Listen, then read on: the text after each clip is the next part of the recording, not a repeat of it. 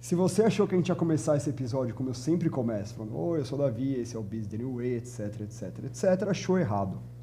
É muito raro eu ter aqui no estúdio comigo uma pessoa que está tão acostumada com as câmeras quanto essa convidada de hoje. Então, eu jogo a bola para ela fazer a intro do episódio de hoje. Oi, pessoal. Eu sou a Débora e hoje a gente está aqui com o Davi para mais um episódio de Be is a New Way. Então, hoje a gente vai falar sobre o assunto do momento, inteligência artificial. Nem precisou ensaiar. Foi de primeira. Sensacional. Vocês não viram gravando as intros do meu vídeo. São várias. São várias. Assim, o desenrolar dele até vai, mas assim, a intro eu gravo 20 vezes se for preciso, que é a parte mais Tem um pouco de tensão na intro, né? Tem. E não, depois... e no YouTube você precisa acertar a intro, porque é o que faz as pessoas ficarem, né? É verdade. Então, o resto aí pode ser mais freestyle, mas a intro tem que funcionar. A partir de agora, freestyle, Débora. Freestyle. Obrigado por aceitar o convite, Débora Foloni. Uma honra estar com você, te acompanho há tanto tempo. Finalmente a gente vai ter a chance de bater um papo e gravar esse papo para que as pessoas também acompanhem. Que legal, um prazer, Davi. Um prazer. A Débora está com o Red Bull na mão, o Red Bull patrocina a gente. Não é patrocinado ainda, mas... Se não, a gente vai tapar. Não, tá tudo bem, pode mostrar. Quem sabe o Red Bull pega essa isca e fala, opa, esse é um podcast pra gente patrocinar. Mas obrigado pelo convite. Eu queria que você começasse num tweet um pouco mais longo. Fala de você, fala da sua vida, da sua carreira, como você chegou até aqui, até esse presente momento, pra gente fazer um level set para todo mundo saber de onde que a gente parte para esse papo. Legal. Bom, eu comecei a minha carreira como empreendedora quando eu tinha 19 anos. Na verdade, eu só queria ajudar meus pais a pagarem pela minha faculdade. Aí eu comecei a fazer uns freelas de design, que era o que eu sabia fazer. E, eventualmente, eu fui estudar onde eu queria. Eu fui estudar em Londres. Só que aí, quando eu fui estudar, eu não conseguia mais vender e entregar os projetos que eu fazia. Então, eu montei uma pequena agência / produtora. Eu tinha 4 pessoas aqui no Brasil. Eu ficava lá, aí eu vendia e essa galera entregava. E aí, por alguns motivos, a gente atendia muita empresa de tecnologia e eu ficava muito, assim, encucada com o fato de que o nosso trabalho era pouquíssimo escalável e dos clientes que a gente atendia era muito escalável.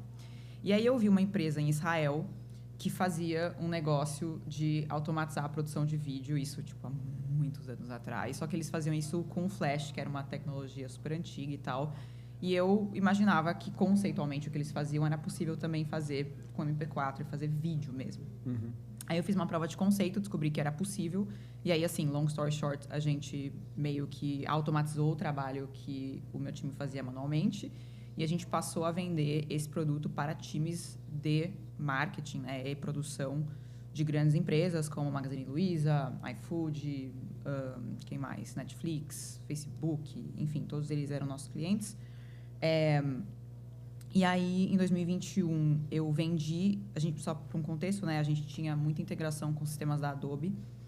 E tem uma empresa americana chamada Vidmob, que é investida pela Adobe. Uhum. E eles tinham... Eles tinham acabado de levantar, na época, $50 milhões. Até hoje, né? Eles levantaram mais de $210 milhões. Mas, na época, eles tinham levantado... Acabado de levantar uma rodada de 50. E a gente precisava fazer um Series A. E, tipo, o nosso Series A, sei lá, era 10 milhões. $2 milhões. Tá. Aí eu bati lá e perguntei se eles não queriam entrar. Tinham sinergias super óbvias e tal. Eles falaram, a gente prefere comprar vocês. Aí eu falei, tá bom, total. Aí a gente vendeu a empresa para eles. Eu fiquei lá 3 anos como diretora de Product Marketing no meu earnout. Aí, no dia que terminou meu earnout, eu pedi demissão e mergulhei nesse negócio de AI, porque eu já estava vendo isso pipocar, mas eu não tinha tempo, né, para me dedicar a isso. Eu falei, eu não sei nem o que eu vou fazer, eu só quero explorar, aprender e tal, para eu decidir o que eu vou fazer, né, porque acho que a gente vai ficando mais velho também. Tipo assim, você percebe que tem muitas coisas que você pode fazer. Uhum. E aí, acho que as pessoas gastam pouco tempo escolhendo o que fazer. Só que, quando você faz uma escolha para fazer um negócio, você está escolhendo não fazer uma série de outras coisas. Então, eu queria ter muitas... Certeza você nunca vai ter, mas eu queria ter mais confiança de que eu estava escolhendo um negócio que era o melhor negócio que eu poderia fazer. Então, eu gastei um tempo fazendo isso. E aí, eu sou um pouco obsessiva com as coisas, né? E eu fiquei muito obcecada com a AI. E como eu trabalho em casa, né? Eu falava com as pessoas, eu achava que era, tipo, todo mundo estava no mesmo nível que estava todo mundo maluco, pagando assinatura do Cloud Code Pro Max e não sei o quê. E aí eu comecei a falar com as pessoas e eu percebi que as pessoas... Não era isso. Não entendiam de AI. Na verdade, não é que elas não entendiam, elas estavam assim, há anos-luz do ponto que eu estava. Depois só na superfície. Só que eu passei 6 meses estudando, não é que eu passei 6 décadas. E eu falei, gente, como que as pessoas... Eu ia ficar inconformada. E eu fiquei realmente inconformada porque é um conhecimento extremamente útil que eu via que poucas pessoas tinham acesso. E aí, todo o conteúdo que eu, pelo menos, encontrei na internet eram conteúdos muito técnicos. E aí é natural que você afaste os usuários de negócio, porque qualquer pessoa que começa a ver aquilo entende que aquilo não é para ele. Ou, como eu no início fiz, né? Aquilo não era para mim, mas eu falei, eu vou fazer save, vou estudar e vou usar mais os meus neurônios aqui para entender, mas uma hora eu vou entender. Só que a maioria das pessoas, lembrando que eu tirei o ano para fazer isso, as pessoas não tiram anos, elas estão aprendendo AI em paralelo com alguma outra atividade principal. Então, elas não têm esse tempo e essa energia de falar, eu não vou assistir esse vídeo com um dicionário na mão para entender esses termos técnicos. Ninguém faz isso. E aí eu falei, vou começar a produzir conteúdo, então. E aí eu basicamente já estou fazendo esse trabalho de entender as coisas técnicas, eu vou traduzir essas coisas técnicas para que qualquer pessoa consiga entender. Aí eu comecei a produzir conteúdo, acho que faz 7 meses, se eu não me engano, que eu comecei. 7 meses, alguma coisa assim. E o canal tá crescendo super rápido, assim, tô super feliz com os resultados. Aí eu tenho esse canal no YouTube agora. Eu tenho também uma newsletter que tá com mais de 20 mil inscritos. E tô também agora comecei no Instagram, que era uma coisa que eu fazia pouco, né? Mas comecei também no Instagram a produzir conteúdo sobre AI, sempre nessa ótica de tentar explicar as coisas que ou as pessoas explicam de maneira muito técnica, ou as pessoas explicam de uma maneira tão superficial que você não consegue entender aquilo. Você só consegue copiar as coisas sem ter a menor ideia do porquê você está copiando. Sim. Então, eu estou tentando fazer essa ponte de ser... Eu falo assim, que é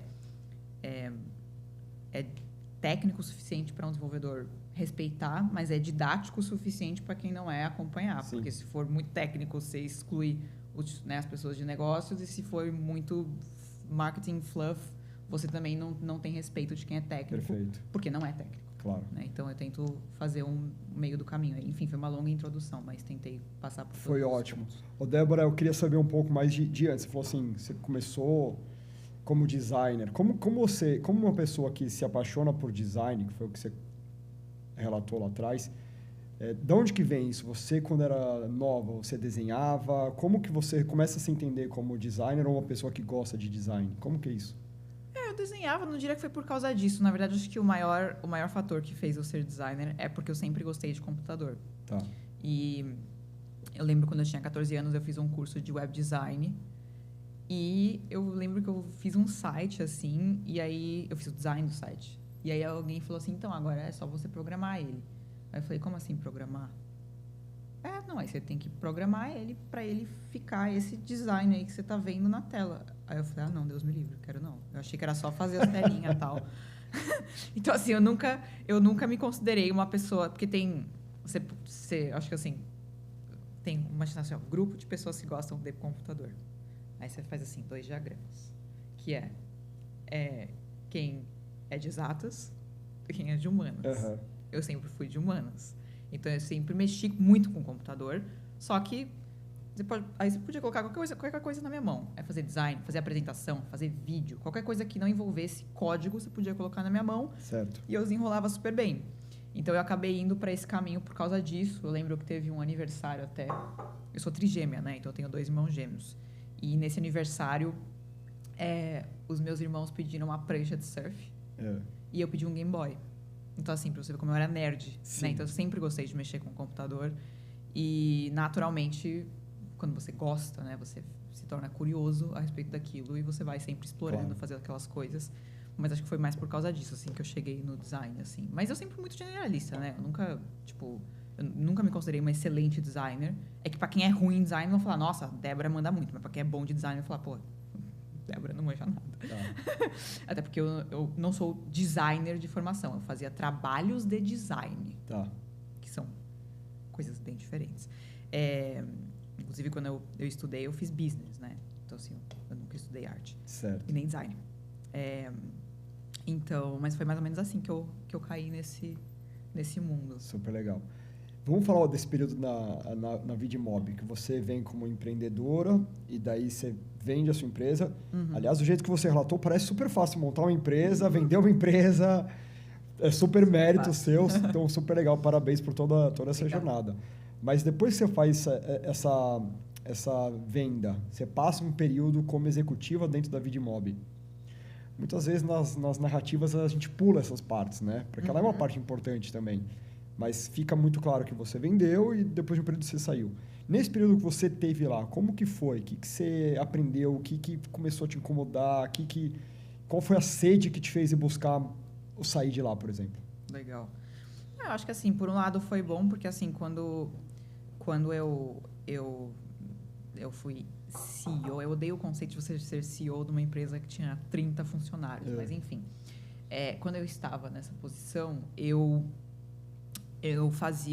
fiz um negócio que hoje eu me arrependo muito, mas era mais ou menos o que se falava uns anos atrás, que era assim, não, você tem que delegar. Se você não delegar, você não vai crescer. E é verdade. Só que ninguém te explica como fazer isso, né?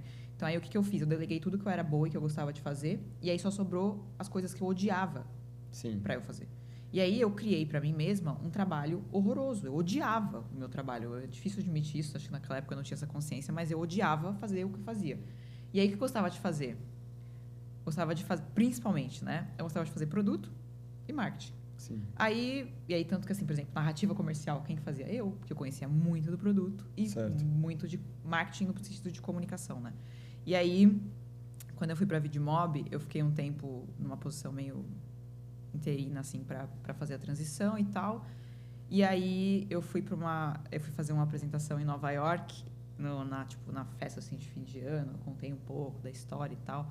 E aí, a Andrea, na época, ela tinha sido CMO da Adobe, assim, uma profissional absurda, gostava muito dela. Ela falou assim, você é muito boa com a apresentação, você tinha que vir pro marketing.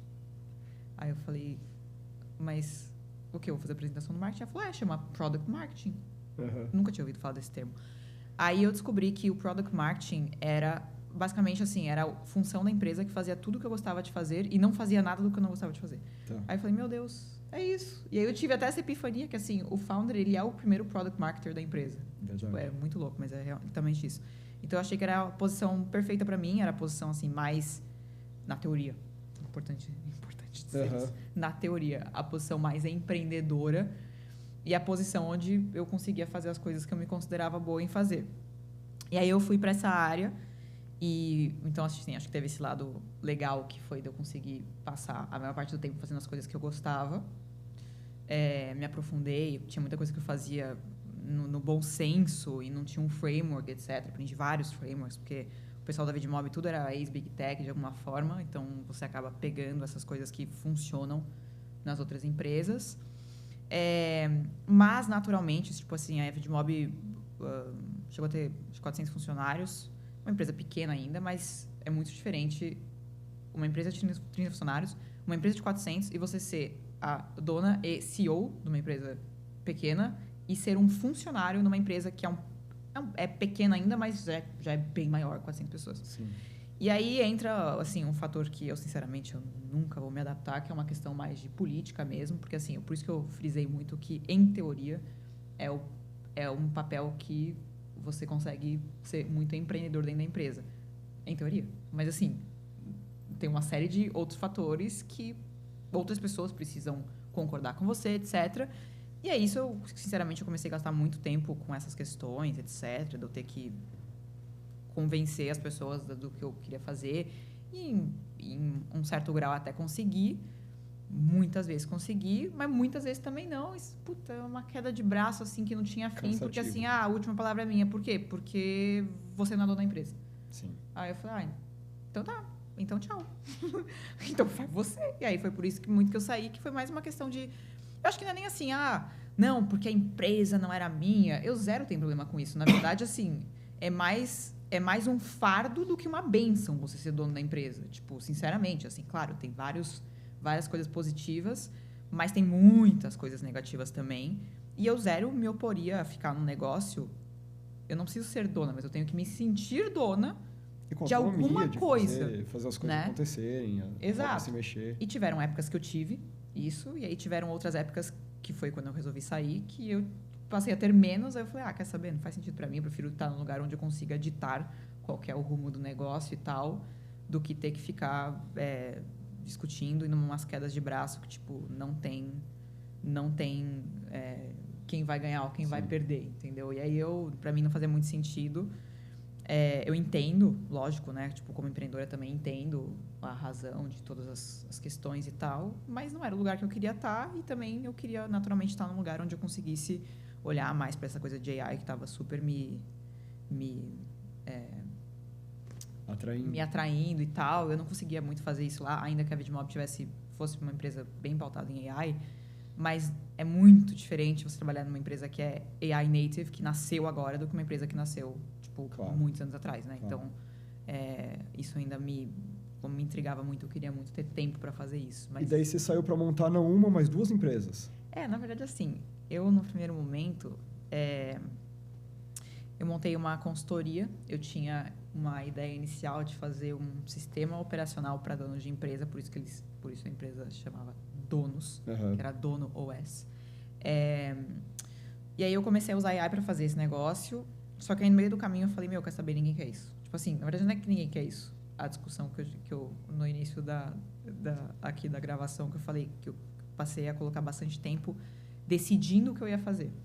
E aí eu tinha decidido fazer isso. Só que eu falei, é a melhor coisa que eu poderia fazer? Não. Acho que de todos os negócios possíveis que eu poderia fazer, é um negócio que tem um problema absurdo de adoção dessa ferramenta por parte das pessoas. E aí eu comecei a ver uma série de coisas que tornaram aquele negócio não necessariamente o melhor que eu poderia fazer. Só que assim, no processo de fazer esse produto, eu comecei a perceber que tinha um problema muito maior, que era de construir o produto. E assim, durante muito tempo, eu tive uma certa frustração, porque assim, ainda que eu fosse designer, eu não era desenvolvedora. Então assim, eu sempre dependi de outras pessoas para fazer as coisas que eu queria fazer.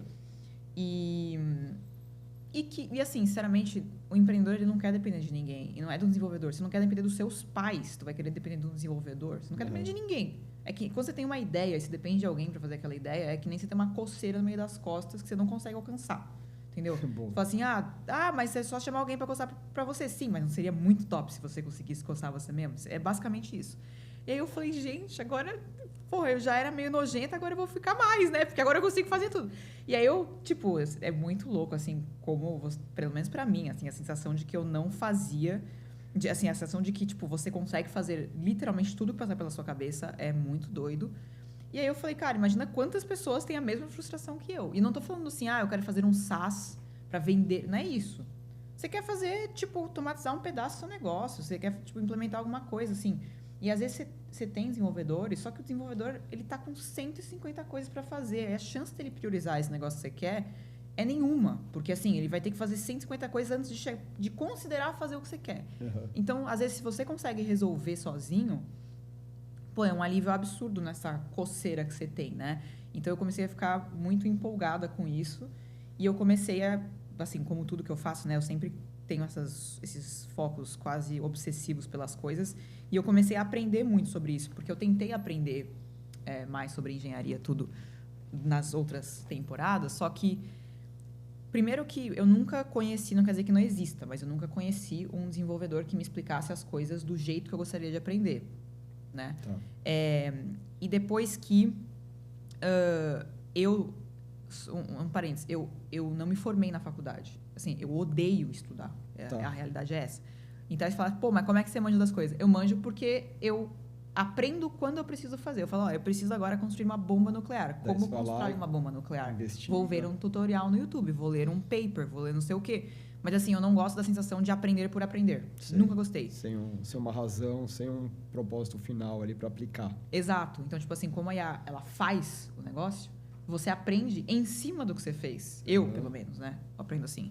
Então, você consegue fazer o negócio e usar aquilo como o seu material de estudo. Então, o case é o seu case. Então, assim, eu, pelo menos, aprendo muito mais rápido e melhor, assim, do que lendo, não sei o quê. Então, eu aprendi muito, assim, e eu fui estudar, que é uma coisa importante, né? Porque a pessoa fala assim, você consegue fazer software sem programar, sem aprender a programar. Sim, mas isso não quer dizer que você não precisa aprender nada, né? Alguma coisa você precisa aprender. E tem gente que não tem essa... as pessoas às vezes são um pouco ingênuas, porque realmente... E eu produzo conteúdo, né? Ninguém clica num vídeo se você falar assim... Aprenda os conceitos de engenharia para você conseguir construir o seu app. Ninguém vai clicar nesse vídeo. Então, é óbvio que vende você falar assim... Clonei o Instagram com um prompt. vendi muito mais. Sim. É o caminho curto. Então assim, eu uso desses, né, artefatos para conseguir gerar clique, porque no fim do dia você precisa fazer isso quando você produz conteúdo, mas as pessoas não têm senso crítico, né? Então, tipo assim, você acha mesmo que tu vai clonar o Instagram? Não vai, entendeu? Mas assim, a pessoa acredita. E aí, quando ela tenta fazer isso e vê que não consegue, ela bota a culpa na IA, fala que a IA é uma farsa, que não funciona. Não é que não funciona. É que você não sabe fazer. E eu li uma frase que é muito bom, que é assim: toda crítica que você faz à IA é uma declaração da forma que você usa IA. Então, tipo, você fala assim, a IA... Na verdade, era, tipo, literalmente uma coisa assim, era, tipo, every complaint about AI is a declaration about your method, alguma coisa assim. E aí... E é literalmente isso. Você fala assim, a IA produz textos genéricos. Claramente, você não sabe também é instruir a IA como produzir um texto que não seja genérico. E é muito verdade isso. Você pode ver. Tá cheio. Tem sempre, né? Tem sempre os ateus, né? De IA, que aí, né, em algum momento eles vão se converter. Já tô vendo isso. Pessoas que eram, tipo, todos meus haters agora fazem os vídeos que eu produzia em novembro do ano passado. Então, assim, eu não tô louca, entendeu? Mas uma hora a pessoa vai enxergar. É difícil às vezes você não, é inevitável. Débora, vamos falar dos seus haters? Que você, quando você se propôs a criar conteúdo, você tá numa via de mão dupla, com muita troca e comentários e exposição e tal. E teve um momento que você recebeu um pouco de todos os dias. Comentários ríspidos. Sim. Um momento, hoje, ontem, anteontem. Conta um pouco aí, o que foi esse hate que você recebeu de alguns devs? Então, na verdade, assim, são dois grupos, geralmente, né? Ou é designer ou é desenvolvedor. É. E aí, assim, quando eu ensino design, os desenvolvedores agradecem. E os designers atacam. Falam, tal, você copiou. Eu falei, e tu não. O Dribbble existe pra quê? Pra você copiar design dos outros. E aí, quando eu falo de tecnologia, o desenvolvimento, etc., os designers e quem não é desenvolvedor agradece, e quem é desenvolvedor fala, você não manja nada. Eu falo, realmente, não sei o que eu tô fazendo. E aí, assim, acho que é normal, né? Tem muitos que ficam putos, porque eu tô me aprimorando na arte de fazer clickbaits, né? Então, o pessoal, assim, vê a thumb e não assistiu o vídeo. Eu acho incrível, assim, a coragem que a pessoa tem que ter para não assistir um vídeo e emitir uma opinião sobre aquele vídeo que ela não assistiu. Mas, enfim, as pessoas veem a thumb e já chega xingando tal e não sei o quê. E aí eu confesso que no início eu perdia muito tempo. Hoje, assim, eu elejo um por semana só para me divertir. Eu posto lá no meu Instagram, que o pessoal adora. Assim, o pessoal... Quando eu posto minhas respostas que eu dou para os haters, o pessoal ama, é impressionante, por isso que eu posto. Mas acho que é normal, assim, faz parte. E eu acho que, principalmente quando você fala de algum assunto que envolve algum tipo de técnica... na verdade, vou até dar um outro exemplo. Eu fiz um vídeo mostrando como fazer vídeo com o Cloud Code. Adivinha, veio um monte de editor de vídeo. Isso daí, não sei o quê. Eu falei... Eu tô falando como editar vídeos como... o Woody Allen. Não. É um negócio... É que, assim, o pessoal tá numa posição assim, eu sou profissional. E o pessoal é incapaz de se colocar na posição de quem não é. Então, assim, pro cara que não sabe editar um vídeo, pro cara que não sabe fazer design, pro cara que não sabe fazer programação, uma nota 6 é melhor do que 0. Claro. Entendeu? Então, assim, o cara não consegue entender isso. Não é o estado da arte. Não precisa ser.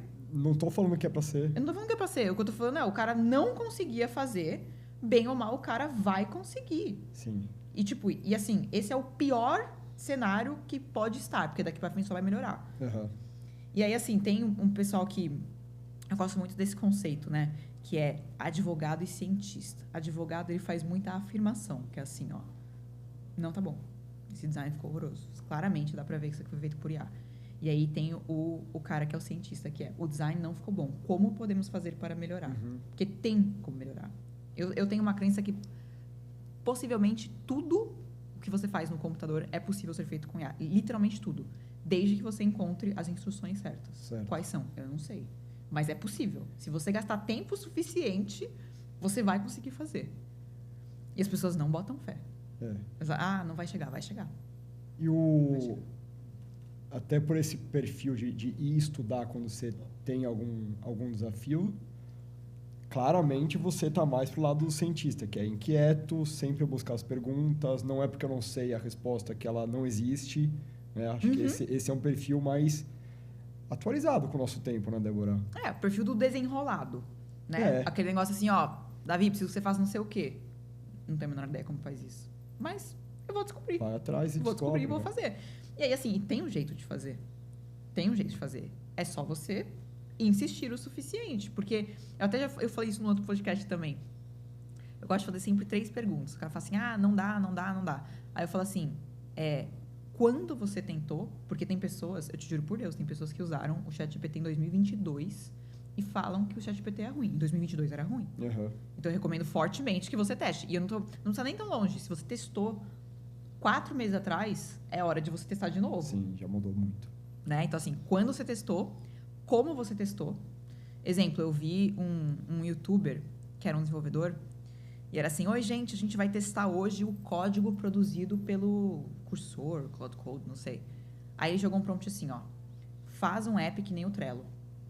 Só isso? Esse foi o prompt. E aí ele avaliou o código e, sem surpresas, o código era horroroso. Claro. Mas assim, como você testou? Você testou assim? Porque se você testou assim, realmente, é para um total de... Assim, para uma surpresa de um total de 0 pessoas, o negócio é ruim mesmo, né? Uhum. E quantas vezes você testou? Porque assim, pra gente... O Epic, né? Pra quem não conhece, a gente tem uma plataforma de educação e eu tenho um orquestrador de Codex e Cloud Code que ensina o Codex ou o Cloud Code a criar código que seja mais fácil de dar manutenção depois. Porque um problema grande do Lovable, etc., quando você não tem uma... Não só do Lovable, de qualquer app builder. Quando você não tem uma opinião com relação à organização do seu código, ele, conforme o projeto crescer, ele vai se tornar impossível de dar manutenção. Certo. E é por isso que desenvolvedor odeia vibe coding. Porque é muito ruim mesmo para um desenvolvedor mexer num projeto assim. Só que quem tem opinião como organizar código? O desenvolvedor. Então, o Epic permite que pessoas que não sejam desenvolvedoras criem projetos como desenvolvedores. Uhum. Basicamente isso. E aí, para a gente chegar na fórmula que nós temos hoje no Epic, e só um disclaimer, o Epic não foi feito por mim, né? Tipo, o método veio todo do meu sócio, que é o Edmar, que foi um dos fundadores da Rock Content. Certo. A gente testou, sei lá, 10 abordagens. Então, assim, a gente insistiu muito. A primeira abordagem não foi tão boa. Então, assim, tem que insistir também, porque às vezes você não encontrou uma maneira de fazer aquilo com IA ainda. Claro. Pode, tipo, como eu disse, tem como fazer. Tudo tem como fazer, só não encontrou um jeito ainda. Eu vi um vídeo teu que você falou que você gastou uma nota em tokens para experimentação. Eu gasto, porque, pensa, eu comecei a assinar o Cloud Code no mês que ele saiu. Eu acho que foi abril do ano passado. Desde então, eu gasto só no Cloud Code, sem contar. Eu pago Gemini, pago Lovable, pago todas, basicamente todas. Eu preciso pagar, eu trabalho com isso, né? Uhum. Só de Cloud Code, faz a conta. Só de Cloud Code, 1.200 vezes 14. Quanto que dá isso? Dá quase um 20 pau. Só de Cloud Code. Aí bota a ChatGPT. Que tinha uma época que eu pagava, inclusive, de $200 também. Aí bota na conta também, Lovable. Aí, tipo, cara, eu gastei tranquilamente. E só eu. Né? Na física. Eu gastei tranquilamente aí nos últimos... É na física. Isso não é um investimento da empresa. Não, eu pago pra mim. Não é que, tipo, é o meu, do funcionário, não sei do que. Não. São só as minhas assinaturas. Então, isso tudo para testes. Isso tudo é testando. Por isso que eu falo que, tipo, quando eu falo assim, essa é a melhor abordagem, eu falo... Eu não tô falando que é a melhor do mundo. Mas eu falo com propriedade porque eu testei inúmeras abordagens e eu posso dizer que até o momento essa foi a que melhor funcionou para mim, né? Então, eu fazendo essa conta é realmente absurdo, assim. E eu realmente uso. Porque tem pessoas que não usam, né? Tipo, a empresa paga, a pessoa não usa. Eu realmente uso.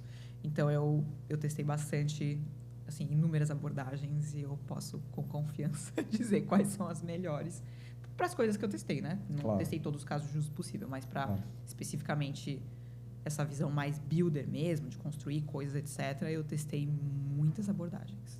Você acha que o custo de token vai cair no futuro?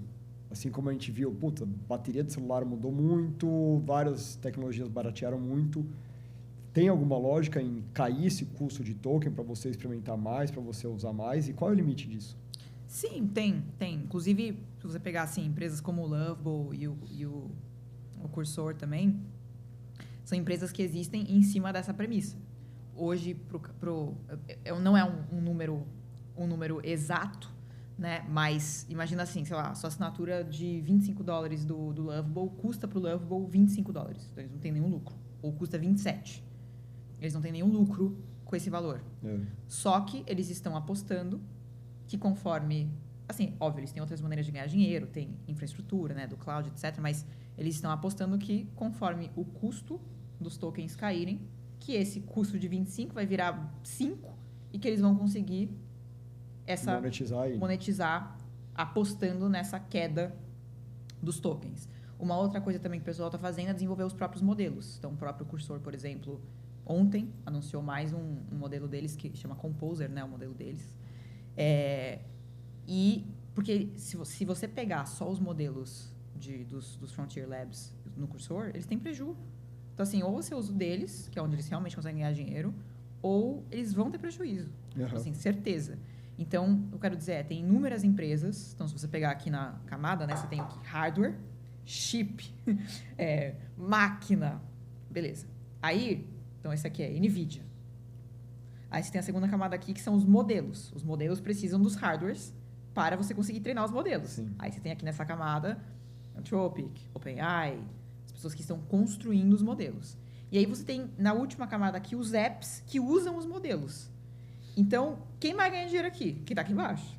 Aí depois quem está aqui no meio, aí depois quem está aqui em cima. Então, o cara que está construindo a aplicação, ele depende, né, dos modelos. E aí o que acontece, se você pegar o custo por token ao longo dos anos, ele caiu absurdamente. Ele caiu muito. E a capacidade aumentou muito. Que é normal, eles falam que é lei de Moore, né? Eles falam, pelo menos é o nome desse fenômeno, que a capacidade aumenta e o custo diminui. Sim. Se eu não me engano, lei de Moore, acho que é só a capacidade aumenta, mas o custo diminui. Pode ser, eu tenho que pesquisar. Também em paralelo. Então, isso acontece, mas tem... Então, assim, isso acontece, eu acho que vai continuar acontecendo. Só que, em paralelo, a gente está vendo aí na camada do meio, que são os Frontier Labs, eles, obviamente, têm uma certa pressão para eles pararem de queimar caixa. É que custa-se muito caro você treinar um modelo, porque você tem uma barriga no seu caixa quando você está treinando o modelo. Então, assim, ó, tá tudo indo bem, treinei o modelo, bum, tá tudo indo bem. Então, você tem meio que repor esse caixa, porque é muito dinheiro. Tipo, tanto que é impossível você começar um lab sem você ter muito dinheiro. Agora, estão se provando que é possível você fazer com menos do que bilhões. Tá. Né? Então, tem vários modelos chineses que o cara conseguir treinar um modelo, sei lá, 10% inferior ao Opus com, sei lá, $100 milhões. Mas não é $500 mil. Sim. Entendeu? Não é qualquer idiota que consegue fazer um troço desse. Então, como eles têm essa pressão para, digamos assim, pagar esse investimento e essa barriga que eles têm no cash flow deles, eles estão apertando um pouco os limites de uso. Né? Então, se você pegar, por exemplo, o Anthropic, quando eu comecei a usar o Cloud Code no passado, cara, o pessoal rodava, tipo, o Cloud Code em 5 computadores diferentes. Era uma loucura, assim. Então, tipo assim, um heavy user, ele usava mais, tipo, sei lá, ele usava 200 vezes mais o Cloud Code do que um cara normal. Tá. Aí eles começaram a dar uma apertada. Não, peraí. Não, você não pode usar assim. Por exemplo, o pessoal estava usando no OpenClaw. E o OpenClaw é uma máquina de comer token. Não pode mais. Agora não pode, só se você pagar por API. Você não pode mais colocar sua assinatura lá. Então, tem muita gente que não sabe isso, né? Mas você pode comprar o Cloud por assinatura ou comprar token de API. O que você ganha de token na sua assinatura é, assim, umas 10 vezes maior do que se você fosse pagar por token. Sim. Né? Então, por API. Então, assim, por exemplo, você paga $200, seria o equivalente a você ter, tipo assim, $2 mil de API Credits, para mais. Então, é muito mais vantagem você usar a sua assinatura. Então, o pessoal usava muito a assinatura do Claude dentro do OpenClaw, e agora você é obrigado a comprar crédito de API. Tá. Então, eles estão, em resumo, está caindo sim o valor por token, mas, ao mesmo tempo, as empresas que oferecem os modelos estão, de certas formas, assim, apertando um pouco os limites de uso para que você não tenha esses outliers, tipo, muito, muito, muito grandes, que aí sim dá prejuízo para a empresa. Claro. frente aos outros usuários que usam de uma maneira um pouco mais normal. E aumentar a rentabilidade, como qualquer empresa pensaria. Ô, Débora, falando uma coisa mais conceitual, assim, o que a gente ouve no meu universo, assim, que é mais de comunicação, propaganda, é que a inteligência artificial vai nivelar a criatividade, é o que você falou, vai para o 6, nota 6, né? Mas para quem é 0, para quem é 1, para quem é 2, chegar no 6 é bom. Mas tudo bem, ou seja, vai democratizar muita coisa, de produzir vídeo, de pensar em roteiro, de fazer isso, aquilo. Então, vai democratizar e nivelar no medíocre, no mediano, né? Os gênios continuam se destacando. Os gênios continuam sendo diferentes e sendo acima dessa base. Mas o que você entende, assim, você que vem testando muito, o que essa parceria com uma inteligência sintética faz para a criatividade humana? Qual que é o seu ponto de vista para isso? Acho que assim, eu até dei uma aula que conecta muito com esse tema. As pessoas têm que pensar que a IA, ela é probabilística. Então, só para ilustrar um pouco o conceito do probabilístico e determinístico, que é o oposto do probabilístico, imaginem que você tem um filtro de spam. O que seria o determinístico? Se contiver a palavra promoção, é spam. Uhum. O que é probabilístico?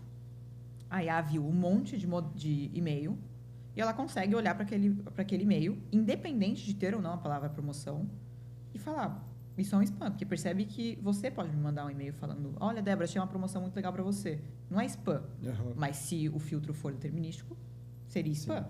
Então, essa é a IA, tá? Ela vai falar assim, tem 99% de chance de ser spam, baseado nas coisas que eu já vi. Certo. Isso é IA. E aí, para design, é a mesma coisa. Para criatividade, é a mesma coisa. Então, você tem que pensar naquela curva que é assim, ó, curva de distribuição. Aí, o que acontece? Você treina a IA com um monte de coisa. Com um monte de texto, com um monte de design, com um monte de arte. E aí, qual é a opinião da IA? Onde tem mais.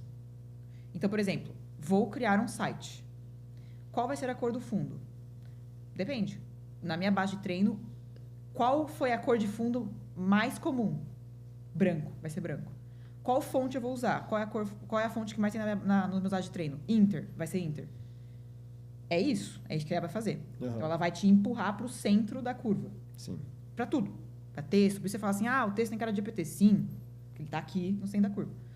E aí, qual é o papel, ou pelo menos deveria ser o papel, dos criativos, né? Como que você empurra a IA para as zonas criativas? As zonas criativas são as zonas das pontas.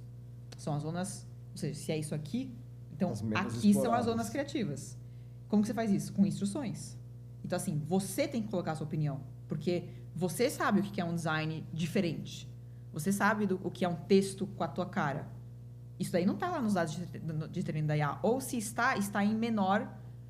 Na verdade, assim, imagina assim, possivelmente, os seus posts estão nos dados de treino. Possivelmente, eu não sei.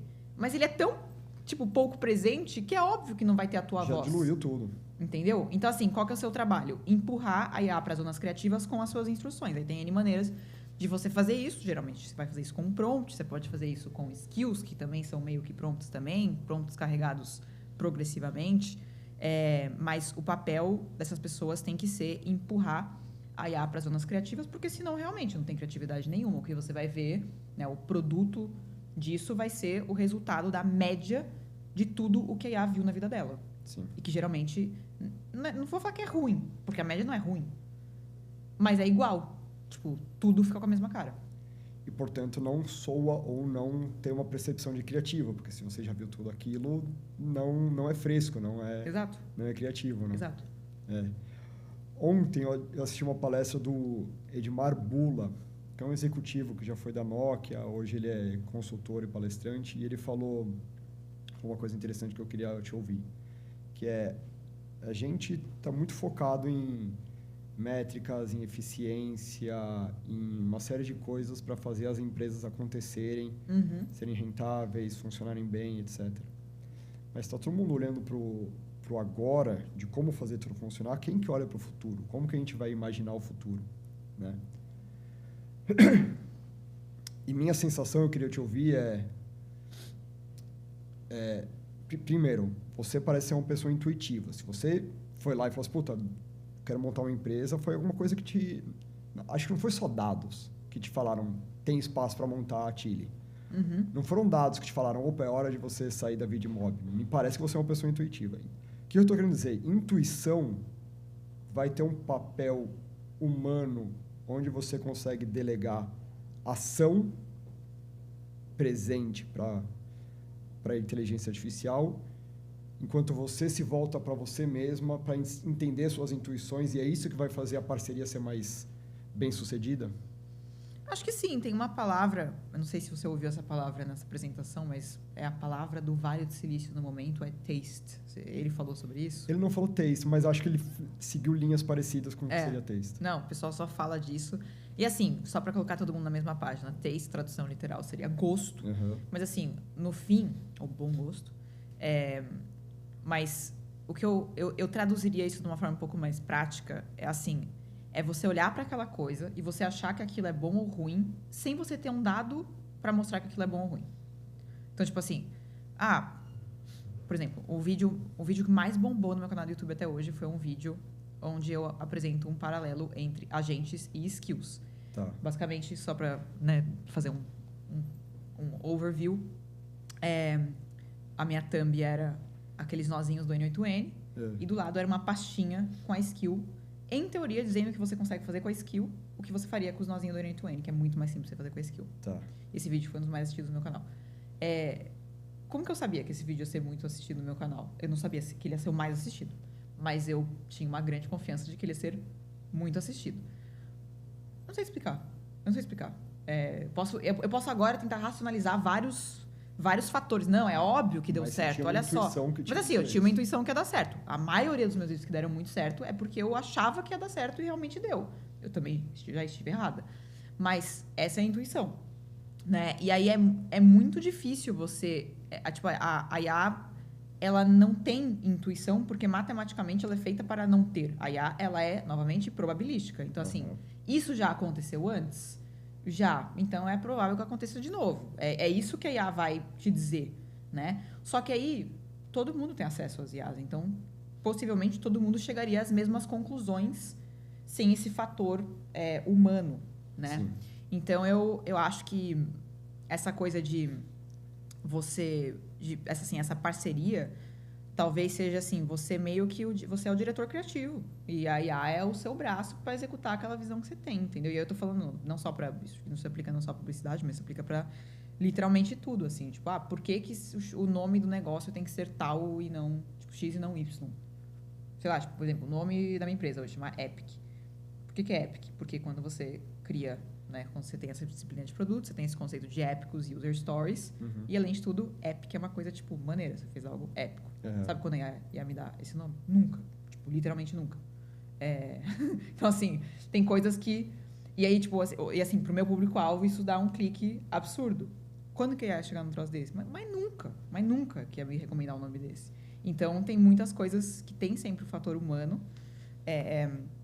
E ele acaba sendo super importante porque se você não colocar esse tempero, todo mundo vai chegar no mesmo lugar.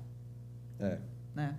E a AI que tem que aprender com o humano e não vice-versa, né? O nosso repertório continua sendo fundamental vir de leitura, de museu, de vivência, de tomar um pé na bunda, né? Quem que foi que falou essa semana?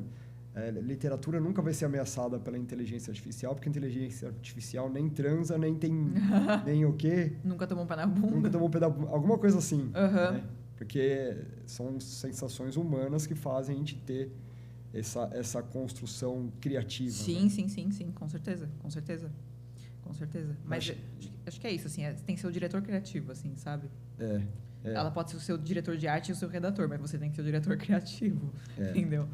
E acho que esse que é o truque, né? Porque a gente conseguir se distanciar da execução tática e conseguir olhar numa coisa mais intuitiva, mais humana, que é conseguir também ter uma separação, porque, de fato, a gente fica numa busca por performance, uma busca pelo que tem que fazer e com pouco questionamento. Acho que é um exercício complicado também, né? Desafiador, assim, mas super importante para a gente continuar Sim. sendo humano, né? Não, com certeza, com certeza. Tem até um negócio que tá rolando muito, porque assim, eu nunca trabalhei em agência, mas sempre tive muito próxima, né, desse mundo de publicidade.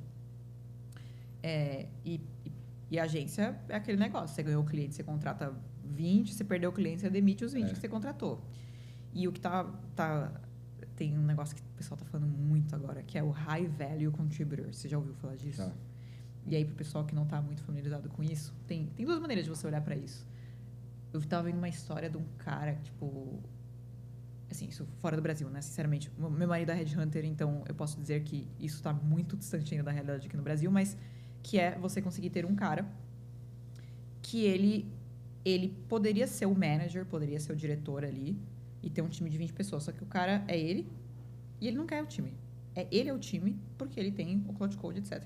Exemplo, eu mesma.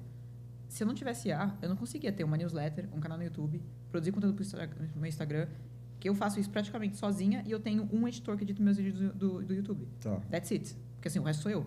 Então assim, como que eu ia fazer isso sozinha? É impossível. Tipo, é completamente impossível. Eu só consigo fazer o que um time de 3 faria porque eu tenho Cloud Code Pro Max. Então o que o pessoal está fazendo eles estão usando o IA para se tornar produtivos. E aí, das duas, uma. Ou eles estão simplesmente... Se você é um empreendedor, você captura esse ganho para você mesmo, porque aí você não precisa contratar mais funcionários. E se você é um funcionário, em teoria, você consegue justificar você ter um salário maior, porque, sei lá, o diretor vai ganhar 50 mil, e aí o time, na média, ali, sei lá, tem 10 pessoas que ganham 10 mil. Então, teoricamente, aquele time custa com encargos, não sei o quê, 150, 300 mil reais com os encargos. Mas, pô, eu faço tudo sozinho. Então, faz o seguinte, paga 70 mil, você vai pagar 140, aí você economiza, meu Deus do céu, 140, 160 mil reais, e eu ganho 20 mil a mais, tá tudo certo. Então, é mais ou menos isso que as pessoas estão justificando, o que eu acho que faz total sentido. Uhum. Você tem empresa, você sabe, gente é problema, porque você aumenta muito os ifs da sua empresa. Então, podendo ter um time mais enxuto, com pessoas altamente produtivas, eu acho que é o sonho de qualquer empreendedor, assim. E também qualquer gestor. Porque gestor também sabe que quanto maior o seu time, mais problema você vai ter. Assim, é tão certo quanto o dia ou a noite. Exatamente. Então, tá rolando muito essa discussão. Eu acho que tô vendo esse movimento acontecer e que era muito bonito antes, né? Você falar assim, nossa, puta, tem um time de 100 pessoas, entra aqui na minha empresa, tem 200 pessoas aqui. Cara, isso me dá um ataque de pânico hoje, assim, tipo, podendo não ter, assim, é muita responsa. É muita responsabilidade. 200 pessoas que respondem de você. Tipo, São muitas variáveis. Muitas variáveis. Né? Muito complicado. Então, assim, eu acho que existe esse caminho e eu acho que é um caminho que vai acontecer. A gente tá vendo várias empresas, tem um ranking de empresas com maior revenue per employee. É absurdo, assim. Tem empresa que, tipo, na média, cada employee faz $5 milhões de receita. Na média. Eu vi um gráfico, absurdo. Não sei se é verdadeiro, que OnlyFans é a empresa mais rentável por employee. Eu não duvido. É um produto simples. Tipo, você não precisa de 200 mil funcionários para isso. É um produto bem simples. Então, assim, e um produto com altíssimo... tipo assim, bem rentável, inclusive. Bem rentável. Eu não sei se é verdade, mas eu acho que é bem possível. É bem possível. Eu também não sei. Eu diria que é bem possível. Hoje em dia é bom a gente desconfiar de quase tudo que a gente lê, né, Débora? Eu penso que o Instagram, quando foi vendido por mais de $1 bilhão, tinham, tipo, 7 pessoas no time. Então, assim, já era possível antes de IA, imagina com IA. Verdade. É loucura. Acho que eu vou pecar ao falar o nome dele. É Andrei Karpathy. Que é o cara que inventou, batizou o Vibe Coding, coisa assim. Ele acabou de mudar de OpenAI para Anthropic, não foi? Uhum. O que esse movimento te indica? Assim? O que é essa leitura, além de uma movimentação profissional natural, o que te indica isso no universo de inteligência artificial? Bom, para o pessoal saber, ele foi co-founder do OpenAI e acho que ele já... Co-founder não, founding team, né, do OpenAI. E ele foi o cara que criou o conceito Vibe Coding e ele também talvez seja a personalidade de IA mais influente do mundo, pelo menos na minha opinião, porque assim, você tem o Sam Altman, o Dario da Anthropic, mas eles não... Eles aparecem muito mais como um papel assim, institucional das empresas do que como um cara heavy user das próprias ferramentas, né? Tipo, o Dario não é builder. Tipo, se ele é, ele não conta pra ninguém. O Sam Altman também não. Mas ele também é, não conta pra ninguém. Agora, o Karpathy, ele, se eu não me engano, não quero espalhar fake news, ele estava estudando. Tipo, ele estava... Eu acho que ele não estava no OpenAI. Ele já tinha saído, se eu não me engano. Porque ele falava muito no Cloud Code. Então, assim, eu duvido que ele estava no OpenAI. Né? Eu acho bem improvável. E aí, a OpenAI fez um movimento de trazer o Peter Steinberg, que foi o fundador do OpenClaw. Uhum. Eu já falei, tipo assim, tinha uma época que o pessoal meio que falou, comprou o OpenClaw, mas não é bem que comprou, o OpenClaw é open source. Então, tipo assim, ninguém comprou, mas assim, ele meio que fez um acqui-hiring, assim, para trazer o Peter Steinberg. Ele tava eu já vou chegar no Andrej, mas no Karpathy, mas ele tinha vendido uma empresa, ele tava quase aposentado, e aí ele tipo, começou a fazer o OpenClaw no quarto dele sozinho, e aí, para tirar ele de lá, o pessoal teve que fazer um Pix bem grande na conta dele, mas aí ele foi. E aí eu acho que, sinceramente, isso é apenas a minha opinião, né? Claro. Não é matéria jornalística, não é dado, não é fato, é sua opinião. É o que eu falo no meu... Disclaimer, é só a opinião da Débora. Eu sempre falo assim, no meu Twitter, eu falo assim, considerem apenas que os meus tweets são um reflexo da minha opinião, não é uma tese científica, que as pessoas acham que é, tipo, um paper. Mas, assim, ele foi para o time de research, né? Então, os times de pesquisa dos labs, eles... Tipo assim, pensa assim, se um cientista, ele descobre um negócio, uma maneira de treinar o modelo, que torna aquele modelo 1% melhor do que o outro, ele merece ganhar $20 milhões. Porque se 1% é o que vai fazer os caras cancelarem a assinatura do outro e migrar para esse modelo. Então, ele foi para esse time de pesquisa. Os times de pesquisa são os times onde... Você já deve ter visto essas contratações malucas. O cara recebeu um signing bônus de $100 milhões. Porque é literalmente isso. Se o cara descobrir um negocinho, é assim... Muda o jogo. Não, é absurdo. Tipo, é exponencial, assim, a contribuição que ele faz pro negócio. Então, trouxeram para esse time. Tenho muita curiosidade de saber qual foi o compensation que botaram ali na mesa para ele. E ele já vinha, naturalmente, compartilhando muitas coisas que ele estava fazendo com o Cloud Code. E, assim, cada tweet dele que ele compartilha é, tipo assim, 20 milhões de views. Porque, assim, o cara é muito influente. Uhum. Então, ele já devia, sem querer, trazer uma visibilidade, bastante cliente para o Cloud Code e influenciar as pessoas a usarem o Cloud Code sem querer. E aí... E, além de tudo, ele é bom. Né? Tipo, você vê pelos posts que o cara faz. Você vê que o cara é um cara que realmente põe a mão na massa, um cara que estuda muito. Então, eu acho que chamaram ele, primeiro, como marketing mesmo. Eu acho que, não nessa ordem de prioridade, tá? Mas acho que é um fator que influenciou, porque, de fato, falar... eu uso sim o Cloud Code, by the way, trabalho na Anthropic. Pô, isso traz um outro... Assim, o melhor cara de IA do mundo foi pra onde? Pra Anthropic. Pô, isso passa uma mensagem, né? E depois que eu acho que eles estão apostando que esse cara pode sim agregar muito, eu acho que principalmente para o Cloud Code. Né? Porque, assim, o que a gente está vendo é bem claro que a Anthropic está fazendo. O Cloud Code foi feito para... No fim, assim, se você abstrair o que é o Cloud Code, ele é uma IA que consegue mexer no seu computador. Por acaso, eles estão usando isso para fazer código. Uhum. Mas o Cowork, por exemplo, é exatamente o mesmo produto, só que você roda numa tela mais bonitinha, não é no seu terminal. Mas é exatamente a mesma coisa. Uhum. Inclusive, agora que tem o Cloud Code na telinha bonitinha, o Cloud Cowork ele até perde muita relevância. Porque, assim, para que você vai usar esse outro? Tipo, não faz muito sentido mais hoje você ter. Mas... como eles estão... Tipo assim, a Anthropic é muito líder de mercado no que diz respeito a usar IA para fazer código, com certeza esse cara vai trabalhar com isso. Sim. Mas, assim, com toda certeza eles vão colocar ele para melhorar... É o que eu faria, né? Pelo menos. Porque ele é um desenvolvedor, ele é um cara que usa o Cloud Code muito, e muito provavelmente vão colocar ele para trabalhar mais nessa frente de fazer IA para código. Mas com toda certeza... Se eu tivesse que apostar todo o meu dinheiro, eu apostaria nisso. É tipo... No universo do futebol, era como se o Manchester City estivesse contratando o Mbappé. Eu confesso que assim, eu não sou a melhor pessoa do futebol, mas Ultimamente eu também. Eu parei. Eu tô tão frustrado com o futebol que eu não sei se foi a melhor analogia. Mas mas é um reforço de peso que ele passa uma mensagem. O Cristiano Ronaldo foi pro Real Madrid. É isso. O melhor jogador do mundo foi pro melhor time do mundo, basicamente. O melhor jogador do mundo foi. Eu não sei se. E por que o Anthropic hoje é o melhor time do mundo? Eles têm os melhores modelos, né? Tipo, se você é muito louco, assim, por exemplo, eu recebo. Todo dia, literalmente, tem alguém querendo anunciar no meu canal do meu YouTube. A OpenAI paga influenciador, o Google, não sei dizer, mas a OpenAI com certeza paga. Manos paga. Anthropic não paga. Anthropic não precisa pagar. As pessoas falam... Porque eles se garantem. As pessoas falam dos produtos Anthropic que eles realmente são os melhores. São os mais caros? Sim. Mas a gente não está discutindo isso. A gente está discutindo qual é o melhor. E você acha que eles são os melhores ou eles estão os melhores? Eles estão os melhores. Assim, pode mudar amanhã. Chegar no topo é tão difícil quanto se manter nele. Porque ele, tipo, a qualquer momento... Porque assim, é um ciclo, né? É o melhor modelo do mundo. Aí amanhã tem um outro melhor modelo do mundo. E aí depois de amanhã tem um outro melhor... Assim, é sempre esse fluxo. E eu não consigo jurar por Deus, porque assim, durante um bom tempo, quem era líder do mercado era a OpenAI.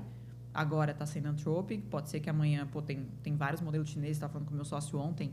O modelo do DeepSeek, ele tem uma performance próxima do Opus 4.6, que era o modelo anterior da Anthropic, próxima, não é a mesma coisa. Só que o custo é 80 vezes menor.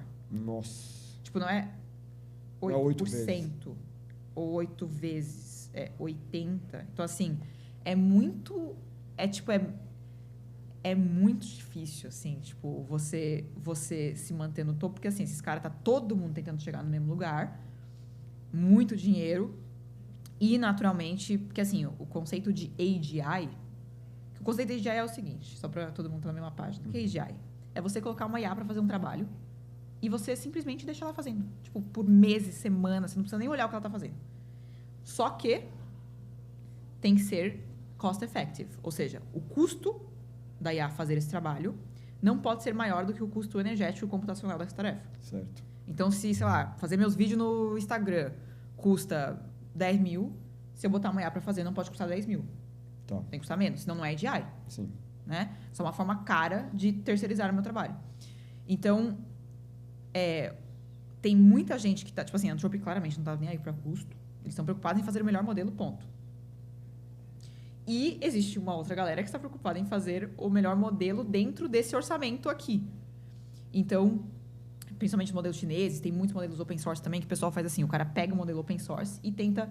O modelo open source as is, talvez ele não seja tão bom quanto o modelo de ponta da Anthropic, mas talvez se você fizer um fine tune nele, para você, talvez para aquela atividade ele consiga ser tão bom quanto ou até melhor. Só que assim, aí você vai pagar, como eu falei, 80 vezes menos, por exemplo. Né? Se pegar o Kimi, por exemplo, que é um modelo open source, talvez você pague, tipo, uma fração do custo. Porque aí qual que é o custo? Você não vai pagar por token. Você vai pagar para hospedar aquilo numa máquina. Tá. Então, é um custo de hospedar aquele projeto. Não é um custo de propriedade intelectual. Você tem que pagar para usar o token, entende? Sei. Então, é muito mais barato. Tipo, enquanto a máquina estiver disponível lá para você usar, você vai usando. Até não aguentar mais receber chamada. Aí você faz upgrade para outra máquina. Mas é muito diferente um custo de máquina e um custo de token, porque o token está pagando toda a pesquisa daquele modelo, o treinamento do modelo. Então, é muito mais barato. Então, tem empresas que estão focadas no melhor modelo e empresas que estão focadas em fazer modelos bons a custos que sejam acessíveis. Cenas do próximo capítulo, né, Débora? E quem quiser se manter atualizado, que te siga no YouTube. Fala suas redes aí pra turma te seguir, quem ainda não te segue. Bom, no YouTube, só procurar Débora Foloni. Então, tô lá com Débora Foloni. No Instagram, Foloni. Mas se você procurar Débora Foloni, você vai me achar, com certeza. E a minha newsletter no Substack chama DebGPT. Recomendo. Foi essa semana ou semana passada que você, de uma vez por todas, definiu e esclareceu para todo mundo qual que é a pronúncia do Claude. Foi? Foi essa semana. Que, pessoal, eu fiz uma enquete. Eu descobri que 85% das pessoas no Brasil falam essa palavra errado. Inclusive, eu falava. Você falava como? Eu Claude? falava Claude. Claude, como se fosse francês. Eu morei na França. Então, pra mim, eu vejo o nome Claude, pra mim, é francês. E ele é francês, tá? Eu vou continuar achando que é, porque se você botar lá na França, ninguém vai falar Claude. Sim. Então... É a americanização de um nome francês. Exato. Só que assim, o nome Claude veio de um cara chamado Claude Shannon, que foi... Eu não sei explicar exatamente o que ele fez, mas ele foi um cientista, se eu não me engano. E aí deram um nome em homenagem a ele. Então, Claude... E ele é norte-americano. E ele é norte-americano, mas acho que os pais eram franceses, né? Porque, pô, não é possível que um inspiração americano pelo vai nome. dar o nome de Claude para um, né? Então, mas assim, como o cara era americano e como o negócio surgiu lá, o pessoal fala Claude. Aqui, mas assim, eu botei as opções, eu falei assim, ó, como que você fala essa palavra? Aí eu tinha a opção Claude, que era meio francês, Claudê, você já ouviu isso? Já ouvi Claudê. Pô, esse eu quero chorar, de verdade. Eu entendo o Claude, mas o Claudê, aí realmente não dá. Claude, o pessoal fala aqui no Brasil. Uhum. E Claude. Eu acho que só 15% fala Claude. Ah, é? O resto é tudo, tipo, aí acho que é 60% Claude. O que eu entendo, pelo menos você tá lendo do jeito que escreve, né? Uhum. Aí acho que, tipo, 10% fala do jeito que eu falo, que é tipo Claude. E aí o resto é o Claudê aí. O Claudê não dá. Claudê é o mais criativo Não. de todos, vamos admitir que é o mais criativo. Não, de Claudê todos. não dá. O Claudê realmente está inventando um acento que nem tem. Não tem. Não existe, entendeu? A pessoa criou esse acento, mas eu não. Aí não dá. Mas assim, fala como quiser, o pessoal vai entender. O importante é usar e experimentar e fazer coisas, né? Exato. Muito Mas legal. eu acho que é isso. Débora, você não pode terminar essa conversa sem responder a pergunta que todos os convidados respondem, totalmente aberta e interpretativa, que é: o B é o novo A? É o novo A, lógico que é. Eu sou aquariana, né? Então, o símbolo da inovação, do zodíaco. Então, sim, com certeza. Para mim tem que ser sempre a inovação. Bateu o martelo. Muito exato, bom. exato. Pô, super obrigado pelo seu papo. Super recomendo para todo mundo que ainda não segue a Débora que sigam. Tem muito, acho que é isso que você fala, tem um sweet spot ali, que é a informação de qualidade, mas simples o suficiente para quem não é técnico absorver, digerir, se antenar e saber de quem está indo para onde, qual que é a pronúncia, o que você está experimentando e acompanhar um pouco da sua jornada. Super legal. Então, obrigado pelo seu tempo aqui. Obrigada a você, Davi. Um prazer. Estamos em contato. Esse foi o 53º episódio do Business Anyway com a Débora. Nos vemos nos próximos episódios. Valeu, turma. Obrigado, Débora. Obrigada, Davi. Muito obrigada. Valeu.